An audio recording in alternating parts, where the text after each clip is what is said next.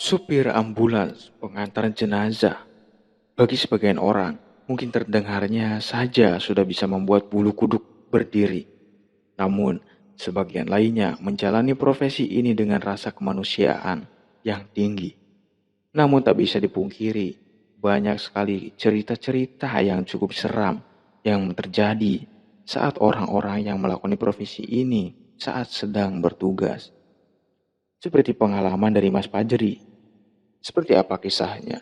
Mari kita dengarkan. Banyak kejadian di sekitar kita. Di antara kita, banyak yang melihat mereka. Walau sepintas, itu terlihat jelas. Hidup kita berdampingan dengan mereka. Hanya alam yang membedakannya. Selalu ada peristiwa. Maka akan aku kisahkan semuanya.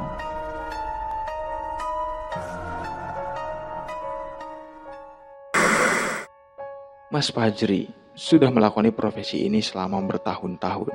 Beberapa kejadian saat ia sedang melakukan pekerjaannya menjadi pengalaman yang cukup membekas di ingatannya. Salah satunya saat ia sedang mengantarkan jenazah dari kota Bandung ke salah satu daerah di Jawa Tengah. Jarak yang memang sudah biasa ia tempuh. Saat itu, Selasa sore di pertengahan bulan Desember, handphonenya berdering saat ia sedang menikmati secangkir kopi di halaman rumahnya. Ternyata, itu panggilan dari kantornya. Saat itu Mas Fajri diminta untuk mengantar jenazah untuk malam nanti. Ia diminta datang ke kantor pukul 8 malam. Saat itu, ia langsung berkata, "Siap." Setelah percakapan melalui telepon selesai, ia pun segera bersiap-siap untuk mandi dan menyiapkan segala keperluannya. Pukul 7 malam, ia pun langsung bergegas ke tempat kerjanya. Ia selalu berangkat lebih awal seperti biasanya jika ada panggilan tugas agar ia dapat melakukan pengecekan kendaraan yang akan ia gunakan nanti.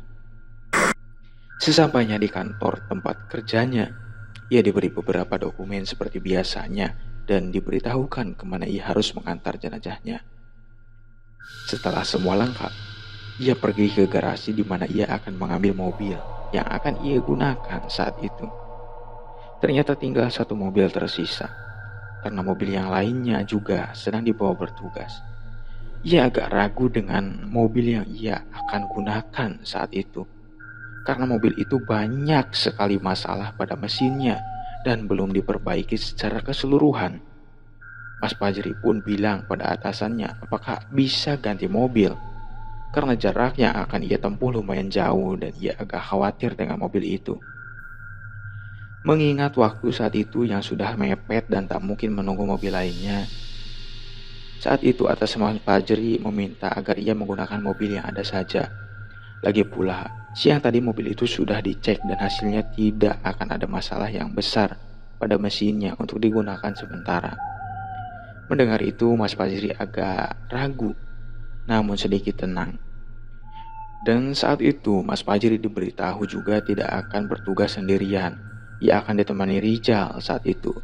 Jadi karena perjalanan yang jauh, maka perjalanan kali itu atasan Mas Fajri menyuruh Rijal yang masih anak buahnya untuk menemani Mas Fajri pergi mengantar jenazah. Mendengar hal itu, Mas Fajri jadi semakin tenang.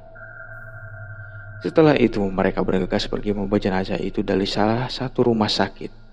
Setelah semua selesai, mulai dari pengurusan dokumen dan lainnya, Mas Fajri dan Rijal pun mulai berjalan meninggalkan rumah sakit itu menuju ke kampung halaman dari jenazah itu.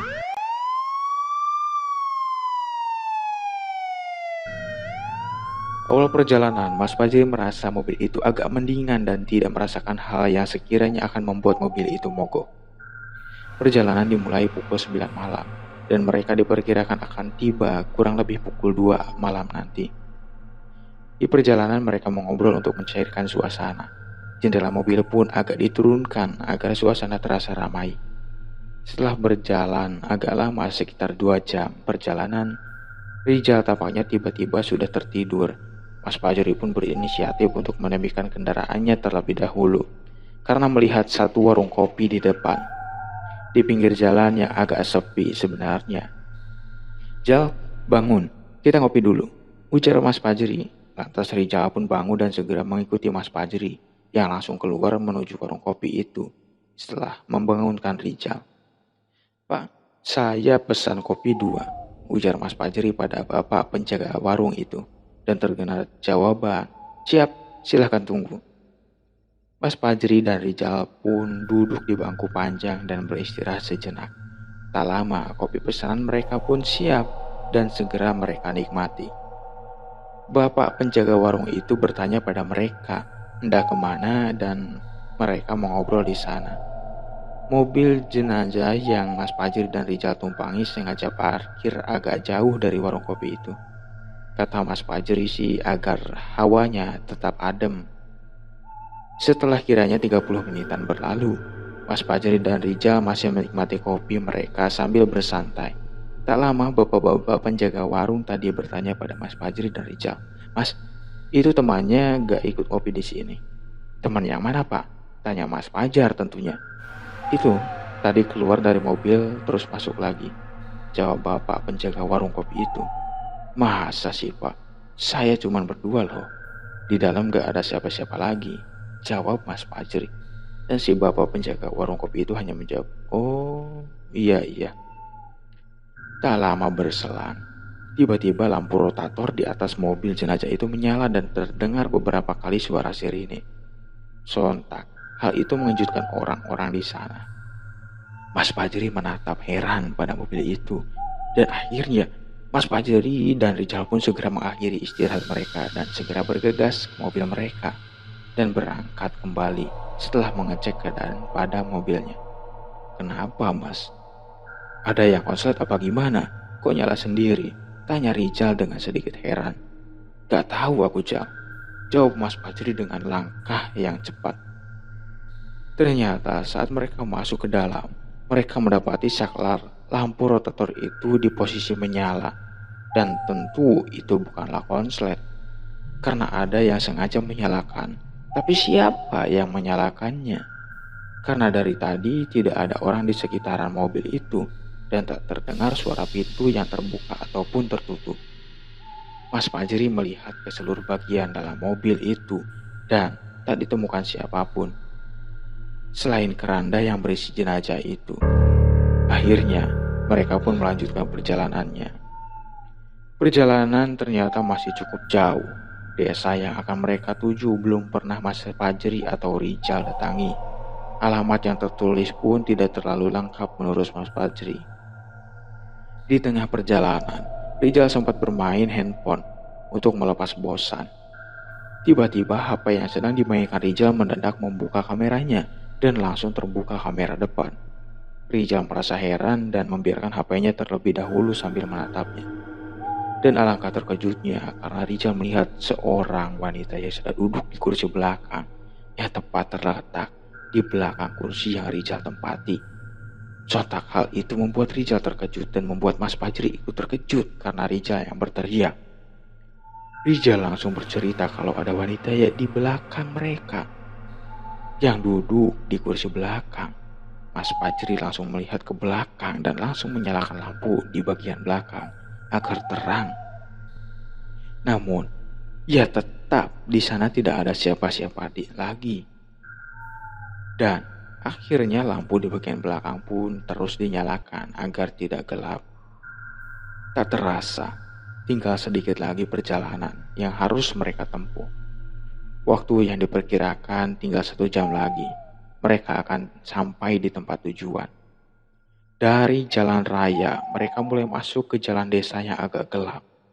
Masuk ke daerah perbukitan, jalan yang sempit dan hutan dan jurang di pinggirnya membuat suasana sedikit merinding. Hanya kedipan lampu rotator yang terus dinyalakan dan memantul ke segala arah yang menjadi penanda mereka. Sudah dekat nih, tapi aku gak tahu di mana letak persisnya, ujar Mas Fajri pada Rijal. Akhirnya, Mas Fajri menepikan mobilnya dan turun untuk menghubungi keluarga dari jenazah untuk memberitahu posisi mereka dan menanyakan lebih jelas alamatnya. Sedangkan Rijal menunggu di dalam. Tak lama setelah Mas Fajri keluar, Rijal merasa mencium bau melati dari belakang. Rasanya membuat Rijal cukup bergidik. Rijal pun hendak keluar dan ternyata pintu mobil itu terkunci dan sulit sekali untuk dibuka. Padahal sebelumnya tidak. Bau yang semakin menyengat membuat Rijal semakin panik. Keinginannya hanya satu saat itu. Rijal hanya ingin turun dan menghampiri Mas Fajri yang sedang menelpon keluarga jenazah dan cukup lama. Karena pintu yang tak kunjung bisa dibuka, ia hendak mencoba keluar dari pintu sopir yang ada di kanannya. Dan ternyata sama. Pintu itu terkunci dan Rijal tak bisa membukanya. Sepertinya sama-sama macet. Saat ia juga ingin membuka jendela untuk memanggil Mas Fajri, ternyata jendela itu juga tak bisa dibuka. Jelas Rijal semakin panik karena saking takutnya. Tiba-tiba terdengar bunyi benda jatuh dengan keras dari belakang di dalam mobil itu. Lampu bagian belakang pun tiba-tiba padam.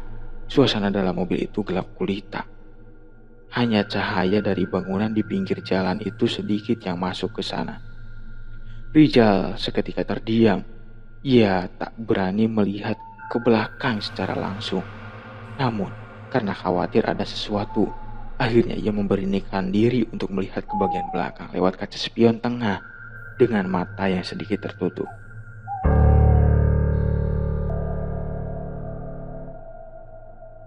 Ia mulai melihat ke spion tengah itu.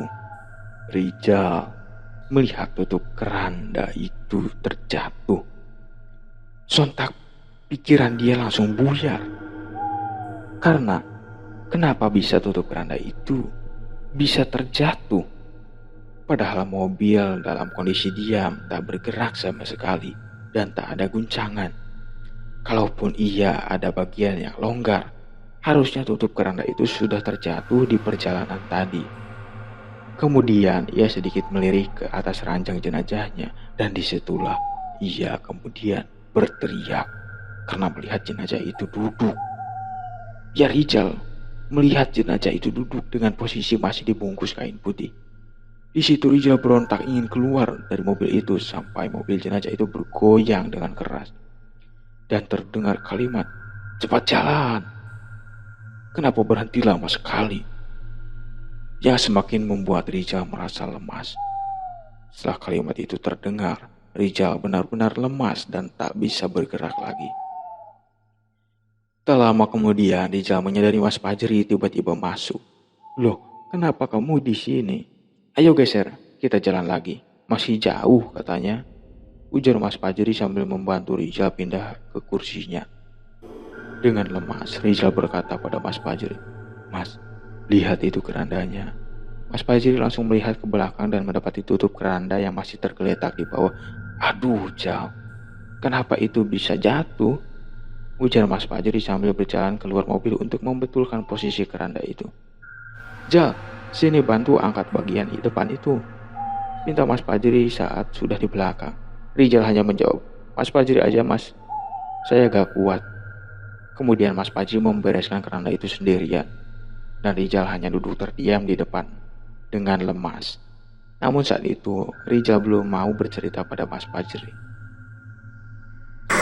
Setelah itu, kemudian mereka berangkat lagi. Semakin ke dalam daerah itu, jalanan terlihat semakin tidak mulus. Mas Fajri melajukan mobil itu sangat pelan. Di tengah keheningan, Rijal mendengar suara tawa dari belakang. Cekikikan perempuan sangat jelas terdengar. "Mas, dengar cekikikan dari belakang enggak?" Tanyanya pada Mas Fajri yang sedang fokus mencari jalan yang agak mulus. "Ah, mungkin cuma suara suspensi belakang yang agak macet," jawabnya dengan singkat. Rijal tetap merasa kalau suara itu bukanlah berasal dari bagian mobil itu, tapi dari hal lain. Tiba-tiba suara mobil itu meraung-raung seolah sedang membawa beban berat atau sedang menanjak pada tanjakan curam. Jal, mobil berat banget nih. Coba lihat ke belakang, takutnya ban kempes," ucap Mas Fajri dengan mata yang terus fokus ke depan. Baru saja Rizal akan melihat ke belakang, mobil tiba-tiba berhenti dengan mesin yang langsung mati. Padahal gas sedang diinjak agak dalam oleh Mas Fajri. Aduh, sial, ucap Mas Fajri. Mereka berhenti entah di mana. Yang terlihat di depan hanya sebuah tanjakan, kanan dan kiri mereka hanya pohon dan sawah. Mobil mereka berhenti tepat di bawah ranting dan dedaunan pohon yang agak besar. Mas Fajri langsung turun untuk melihat apa yang terjadi, dan Rijal pun ikut turun untuk menemani. Rijal diminta untuk mengambil perkakas di bagian belakang mobil itu. "Jal, tolong ambilkan kotak perkakas di bawah keranda." Rijal agak takut untuk mengambil peralatan yang dimaksud Mas Fajri. Namun ia juga tak ingin berlama-lama di tempat itu. Mulailah ia berjalan ke belakang dengan sorot senter dari HP-nya. Baru juga beberapa langkah, ia terdiam dan kembali ke depan. "Mas, jujur mas, takut mas. Mas aja yang ke belakang ya." Dengan heran Mas Fajri bertanya ada apa. Namun Rijal tak mau menjawab. Akhirnya Mas Fajri pun pergi untuk mengambil kotak itu sendirian. Terdengar suara pintu belakang terbuka. Nampaknya Mas Fajri sudah berada di belakang. Dan kemudian terdengar ocehan Mas Fajri, "Kamu itu, mau saya bantu. Saya anterin kamu nih ke rumah. Tapi jangan ganggu. Bukannya terima kasih." Setelah itu Mas Fajri kembali ke depan dan tidak jadi membawa kotak peralatan. Mas Fajri langsung menyalakan mobil itu dan ajaib, mobil itu langsung menyala. "Udah Jal, masuk lagi yuk." Rijal pun langsung masuk tanpa berkata apa-apa lagi. Perjalanan dari tempat itu harusnya sudah dekat, kira-kira 30 menitan lagi, karena Mas Fajri mengendarai mobil itu masih dengan kecepatan yang sangat pelan. Karena medan kali itu masih asing bagi Mas Fajri, ditambah kabut yang semakin tebal menghalangi pandangan Mas Fajri. Dari kejauhan, Rijal melihat benda putih berada di bawah pohon. Rijal langsung beritahu Mas Fajri. Mas Fajri pun langsung memperhatikan benda itu karena Mas Fajri juga melihatnya. Karena khawatir, Mas Fajri pun menghentikan kendaraannya dan terus menyorot benda putih yang cukup besar itu. "Mas, ngapain berhenti? Ayo jalan aja," ucap Rijal dengan nada ketakutan. "Sebentar, itu apa dulu?" jawab Mas Fajri sambil terus memperhatikan benda itu.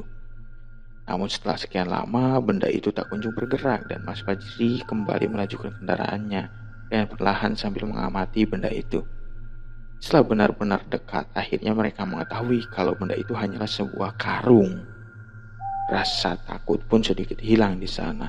Mas Fajri pun sedikit tertawa sambil berkata, "Sialan, aku kira kuntilanak." Rijal pun ikut bernapas sedikit lega. Rupanya mereka sudah berada di sebuah perkebunan dan mereka yakin tujuan mereka sudah semakin dekat. Mas Fajri pun kembali menghubungi keluarga jenazah yang dibawanya untuk memberitahu posisi mereka. Dan terdengar jawaban dari telepon itu kalau mereka sudah sangat dekat. Kira-kira 5 menitan lagi mereka sampai. Mereka diminta untuk belok kiri setelah tugu desa di depannya. Rijal dan Mas Fajri pun cukup lega karena perjalanan akan segera berakhir. Namun setelah 5 menit berlalu, mereka belum menemukan tugu desa dan belokan seperti yang diarahkan tadi. Akhirnya mereka terus maju menyusuri jalanan yang sudah mulai terjal itu. Mas Fajri mencoba menghubungi kembali keluarga almarhum itu. Namun di tempat mereka sekarang tidak ada sinyal HP sedikit pun, yang pada akhirnya membuat mereka cukup bingung kemana mereka harus berjalan lagi. Saat itu waktu sudah menunjukkan pukul 2:30 dini hari. Hawa yang dingin sangat menyelimuti mereka karena daerah yang berada di perbukitan. Mereka harus cari alamat yang dituju. Mau bertanya pun mereka bingung karena tidak ada orang lain di sana untuk ditanya. Saat sedang berjalan, mobil yang mereka tumpangi kembali meraung-raung seperti membawa beban yang sangat berat. Seperti terjadi pada kejadian tadi. Padahal jalanan yang sedang dilalui itu landai. Tak lama dari atap mobil terdengar suara seperti benda jatuh dan sangat keras. Mas Fajri menghentikan mobilnya dan terdiam. Kemudian ia melihat ke atas dari jendela. Setelah melihat ia langsung duduk kembali dan menutup jendelanya rapat-rapat. Rijal semakin khawatir karena melihat Mas Fajri yang terlihat pucat. Dan mesin mobil mereka tiba-tiba mati kembali saat berhenti itu. Ditambah keranda belakang tiba-tiba bergetar. Suara getar itu terdengar sangat jelas. Dan tak lama,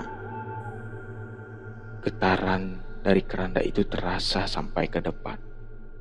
Ketakutan, kebingungan sangat terlihat jelas di wajah Rijal dan Mas Fajri. Mereka sesekali saling menatap. Getaran keranda itu terus terdengar. Selang beberapa menit Mas Fajri tak berani keluar karena terlihat ia ketakutan, seolah telah melihat sesuatu. Dan tak lama kemudian, brak! Tutup keranda itu tiba-tiba terjatuh kembali, yang membuat mereka panik dan ingin segera keluar dari mobil itu. Namun seperti biasa, pintu dan jendela mobil itu macet dan sangat sulit untuk dibuka. Mereka berdua saling berteriak ketakutan sambil terus coba membuka pintu itu. Dan saat mereka terus berupaya keluar dari mobil itu, mereka semua melihat jenazah itu duduk kembali. Saat Mas Fajri dan Rijal hendak keluar melalui pintu belakang, dan penampakan itu sangat membuat mereka ketakutan. Namun, mau tak mau dengan rasa takut dan panik, mereka pun membuka pintu belakang dan berhasil keluar dari mobil itu. Mereka berlari menjauhi mobil itu dan berhenti di balik satu kubu. Mereka berhenti dan duduk dengan nafas yang masih tidak teratur.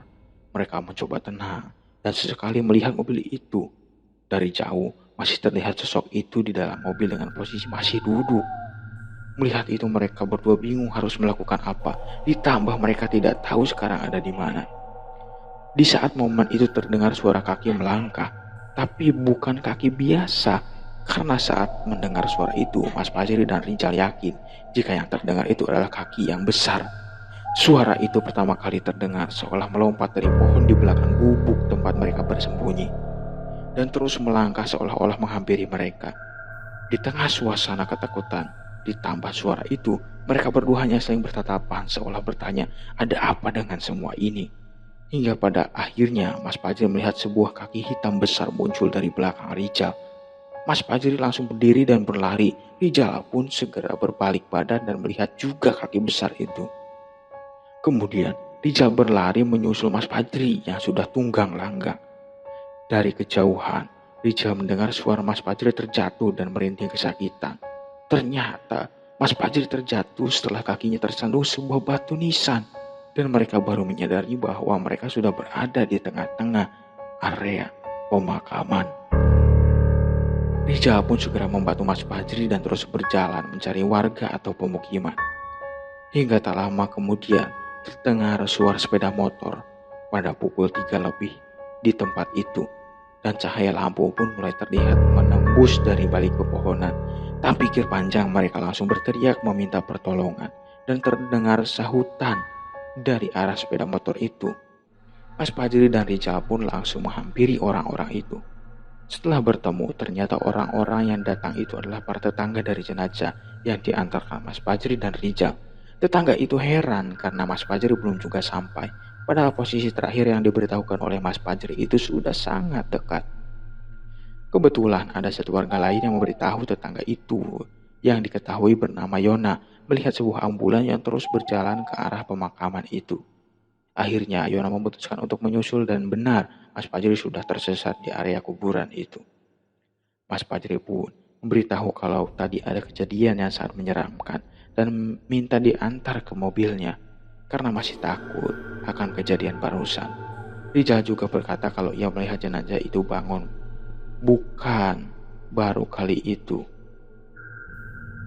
tapi di perjalanan tadi juga.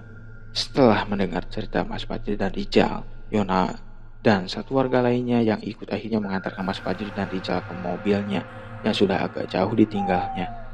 Mas Fajri dan Rijal berjalan di belakang Yona dan satu warga lainnya itu, dan mereka sudah tidak mendapati kejanggalan pada mobil itu. Posisi keranda juga tidak berubah tempat dan tutup yang masih berada di atas. Mas Fajri juga meminta agar kejadian tadi tidak diceritakan pada keluarga korban nanti, Setelah itu mereka mulai bergegas pergi ke tempat tujuan dengan diikuti Yona dari belakang dengan sepeda motornya. Setelah berjalan beberapa menit, Mas Fajri melihat belokan yang dimaksud, padahal tadi ia tak melihat belokan itu. Karena itulah ia terus berjalan lurus. Sungguh, pengalaman yang sangat tidak bisa dilupakan. Terus dukung serta Astra agar cerita-cerita seram lainnya dapat selalu tersaji untuk Anda.